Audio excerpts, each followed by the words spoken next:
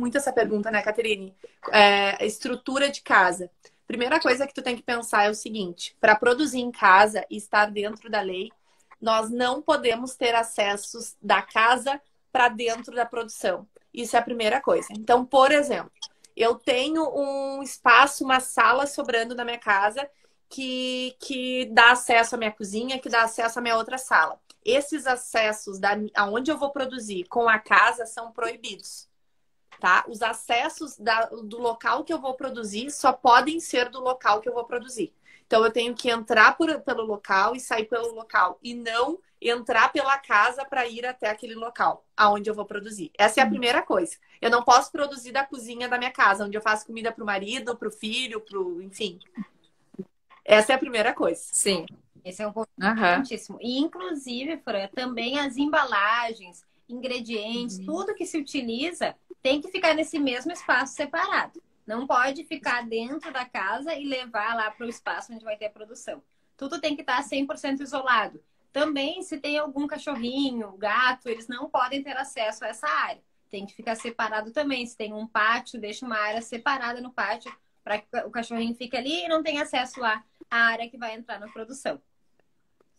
Claro. Quando a gente fala de estrutura interna, lá da produção, e a gente pensa o seguinte: eu preciso ter uma área de recebimento, aonde eu vou receber caixa, matéria-prima, e vou receber, vou selecionar e descartar, porque caixas não podem entrar para dentro da produção, nenhuma caixa externa. Eu tenho que ter esse setor de recebimento, tá? Eu tenho que ter um setor de produção de alimento, que a gente chama de setor limpo. Eu preciso ter um setor que é aquele setor sujo, onde eu vou lavar a louça, onde eu vou ir eliminando aquelas coisas que eu usei na produção. E um setor para estoque e expedição. São coisas diferentes, a gente já precisa ter esses setores. E quando eu falo setores, não precisam ser salinhas. A gente pode ter divisórias, a gente pode ter separações físicas. Não precisa exclusivamente ter uma peça para cada coisa. Mas eu preciso que isso seja separado. Tá? Pra gente o estoque, né? O estoque, na verdade, mas o principal que a gente vê que tem muita contaminação cruzada é o recebimento.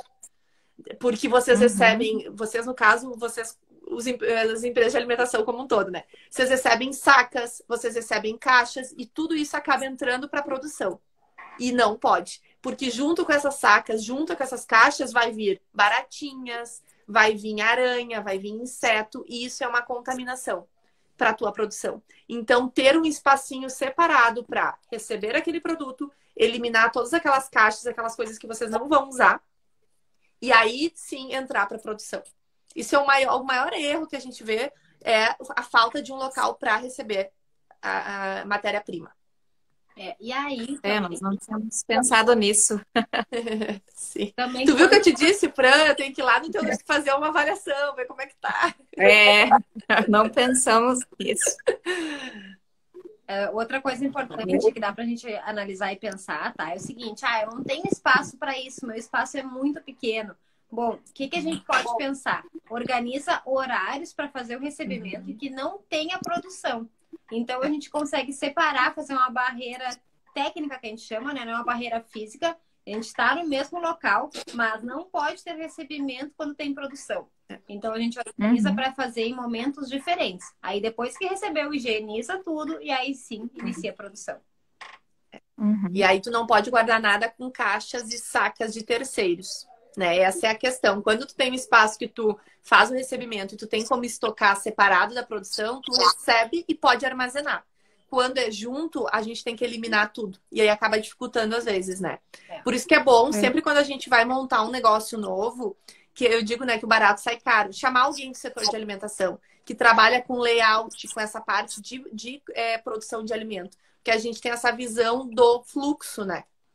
Então, essas são as duas principais coisas. E a terceira coisa, que é bem importante, é todos os acessos externos, seja ralo, seja abertura para cano, seja porta, o que for, precisam ter telas, precisam ter proteção.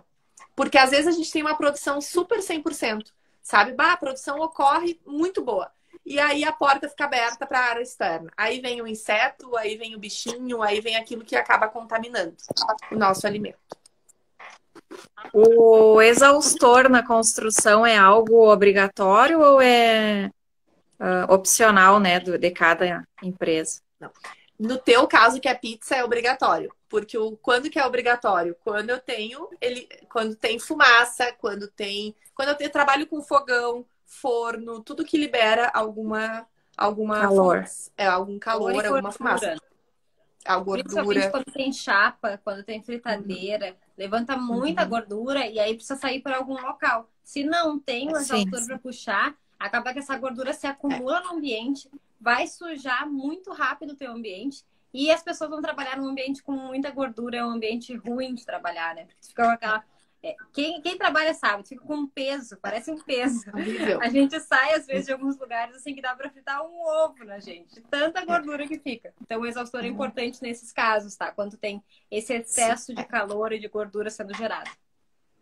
Ou quando o local é muito fechado também, Fran. Aí fica aquele local fechado, o ar não circula, e o ar não circulando acumula micro-organismos no ar, acumula contaminantes que vão acabar contaminando o teu produto. Tá, então esse é o básico, a gente ter um recebimento, ter um local para estocar e ter todas as nossas saídas protegidas. Isso aí. Tá bem, ótimo. Mais Obrigada alguma pergunta? pela informação. Não, acho que no momento, hoje à tarde, nós já solucionamos algumas. Legal, Tá Fran. tranquilo. Então tá, Obrigada. Obrigada. Beijão.